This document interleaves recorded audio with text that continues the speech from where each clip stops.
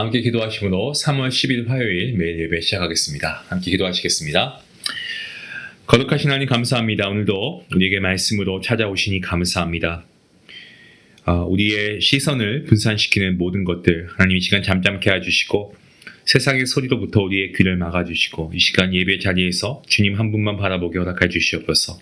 말씀 앞에서 우리의 마음이 겸손해지게 하시고 정말 주님 말씀하시옵소서. 주의 종이 듣겠나이다 라는 이 믿음의 고백, 우리의 고백이 되게 허락하여 주시옵소서.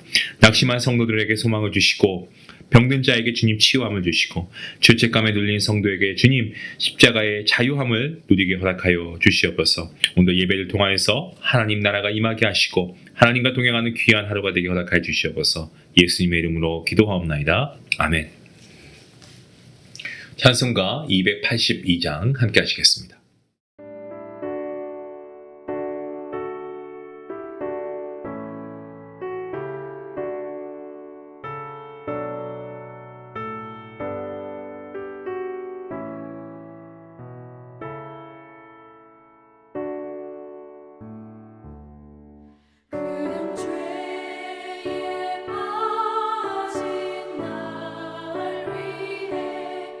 주 보혈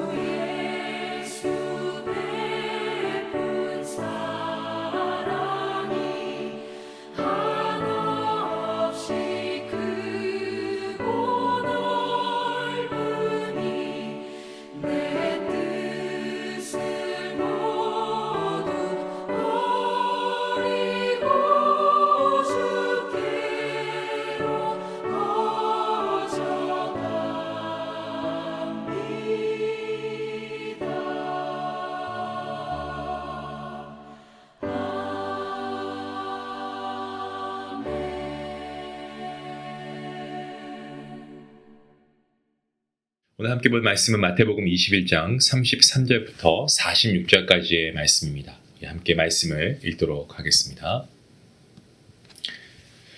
다른 한 비유를 들으라.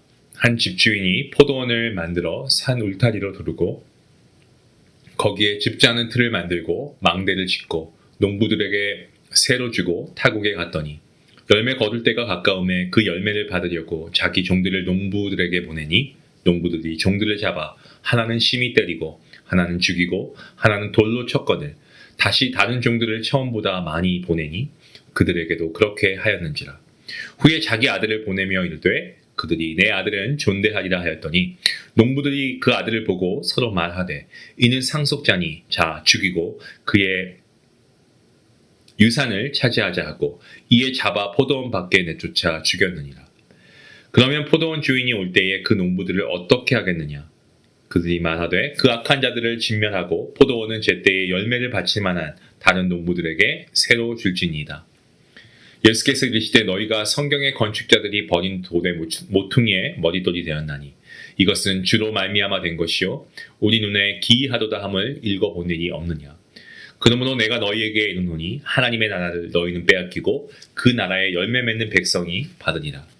이 돌 위에 떨어지는 자는 깨지겠고 이 돌이 사람 위에 떨어지면 그를 가루로 만들어 흩으리라 하시니 대제사장들과 바리새인들이 예수의 비유를 듣고 자기들을 가리켜 말씀하심인 줄 알고 잡고자 하나 무리를 무서워하니 이는 그들이 예수를 선지자로 알미었더라.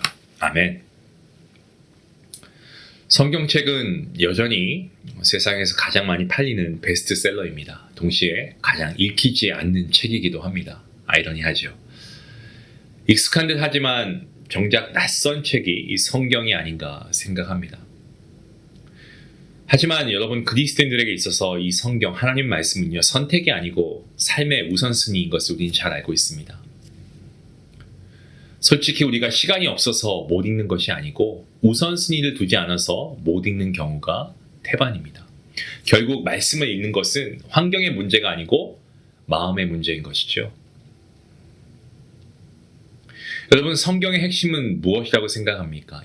우리가 하나님 사랑 그리고 이웃 사랑이 성경이다라고도 이야기하지만 또 우리가 다른 하나의 단어로 표현하자라고 하면 이거는 관계가 아닐까 싶습니다. 하나님과의 관계, 이웃과의 관계. 그렇죠? 죄는 어떻습니까? 이 관계를 무너뜨리고 그래서 세상에 수많은 문제가 생기지 않았습니까? 그래서 우리 주님께서는 이 깨어진 관계를 회복하시기 위해서 화목 제물로 이 땅에 오셔서 십자가에 달려 죽으시고 사흘 만에 부활하신 우리 주님이심을 우리는 믿음으로 고백합니다.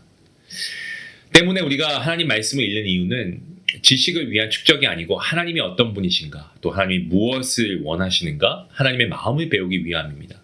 하나님의 마음을 모르면, 뜻을 모르면 결국 신앙도 자기 마음대로 흘러가기 때문에 그렇습니다. 오늘 본문 말씀이 포도원 비유는 바로 이 하나님의 마음, 특히 하나님이 열매를 원하신다는 사실을 우리에게 분명하게 보여주는 말씀입니다. 예수님 당시에 외국인 지주와 현지 농부 사이에는 갈등이 흔했습니다. 예수님께서는 그 현실을 배경으로 포도원을 만들고 또 울타리를 두르고 즙자는 틀과 망대까지 세운 뒤에 농부들에게 세를 주고 타국으로 떠난 주인의 이야기를 들려주고 계십니다. 포도원은 당장 수익이 나지 않고 최소한 4년에서 길게는 5년, 6년까지 기다려야 하는 큰 투자였습니다. 그럼에도 주인은 포도원을 조성하죠. 이유가 뭡니까? 열매를 기대했기 때문에 그렇습니다. 이 장면은요, 구약 성경 이사야 5장의 포도원 노래와도 연결됩니다.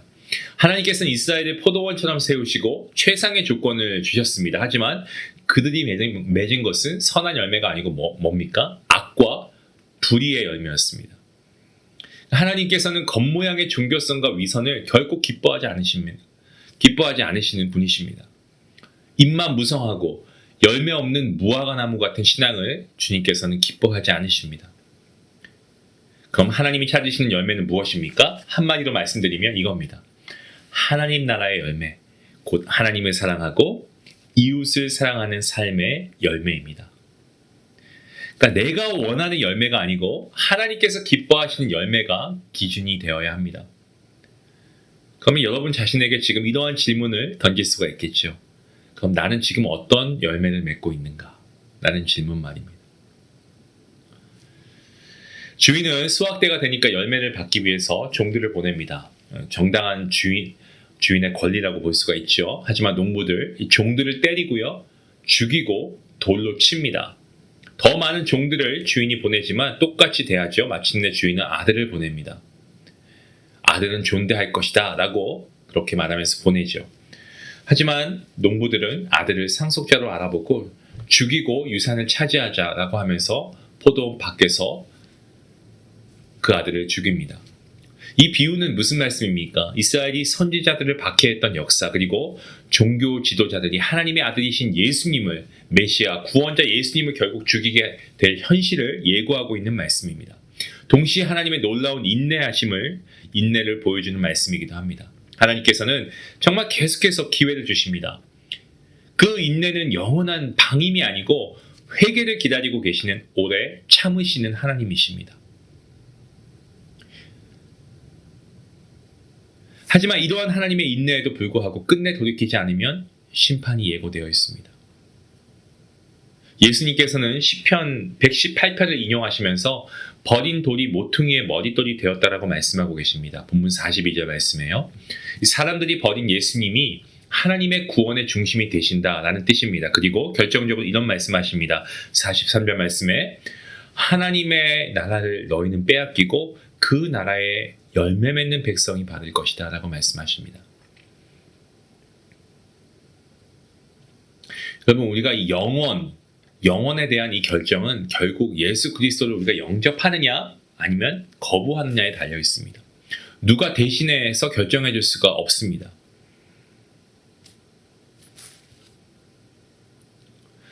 오늘 이 비유 속의 종들과 아들의 죽음은요, 인간의 눈으로 보면 허무하고 좀 실패한 것처럼 보일 수가 있습니다. 하지만 그것은 사명에 대한 순종이고 하나님께서는 결코 그 순종은 헛되게 두지 않으십니다. 예수님의 십자가가 패배처럼 보였습니다. 그냥 죽음으로 끝나는가 싶었습니다. 하지만 사흘 만에 죽음을 이기시고 부활하신 주님, 그 부활의 영광이 되신 주님처럼 복음을 위한 순종의 고난은 여러분 믿으시길 바랍니다. 실패가 아니고 하나님 나라의 영원한 길인 줄로 믿습니다. 영생길입니다. 때문에 우리는 결과를 계산하지 말고 하나님 사랑과 이웃 사랑의 열매를 맺기 위해서 최선을 다해야 할 것입니다. 언젠가 주님 앞에 설 때 왜 최선을 다하지 않았는가가 아니고 주님 앞에서 우리가 잘했다, 내 딸, 잘했다, 내 아들, 우리가 좀 칭찬받는 그러한 종의 모습이 되기를 소망합니다. 여러분, 오늘 말씀을 통해서 다시 주님 앞에 나아갑시다. 우리의 십자가에 걷는 이 길이 결코 패배가 아닙니다. 부활의 영광을 바라보며 끝까지 그 믿음을 순종으로 걸어갈 수 있기를 바랍니다. 함께 기도하시겠습니다. 하나님 감사합니다. 오늘 말씀을 통하여서 우리가 또 깨닫게 됩니다. 성경을 가까이 두고도 우선순위를 두지 않았던 우리의 게으름과 무관심을 먼저 용서해 주시옵소서. 아버지, 말씀을 통하여 하나님 관계가 새로워지게 하시고 그 관계 회복이 우리의 주변과 이웃 사랑의 열매로 나타나게 허락하여 주시옵소서. 겉모양의 신앙이 아니고 하나님 나라의 열매를 맺을 수 있는 우리의 삶이 되게 허락하시고, 아버지 정말 예수 그리스도를 모퉁이의 머릿들로 붙들고 날마다 회개와 순종으로 주님께 반응하는 믿음을 우리 모든 성도들에게 허락하여 주시옵소서. 감사하며 예수님의 이름으로 기도하옵나이다. 아멘. 우리 말씀 생각하시면서 우리가 성경을 좀 다시 가까이 할까요? 네, 성경을 읽으십시다. 그리고 성경을 읽지만 말고 읽은 말씀 중 우리가 또 은혜되는 말씀 암송도 할 수 있고요. 또 그 말씀 우리가 계속 우리가 붙들면서 우리 그 말씀을 깊이 묵상하는 것도 하나의 방법이 될 것 같습니다. 아마 가장 여러분에게 용이한 방법은 이 매일 예배를 계속 잘 세워나가는 거죠. 그리고 더 나아가서 이 매일 예배를 여러분 주변에게 좀 같이 좀 알려주세요. 우리 성도님들 중에서도 많은 분들이 아직까지 예배를 참여하지 못하고 계십니다. 우리 이 예배를 세움으로 하나님과의 관계가 회복되는 놀라운 역사가 있기 원합니다. 같이 말씀 생각하시면서 기도하시겠습니다.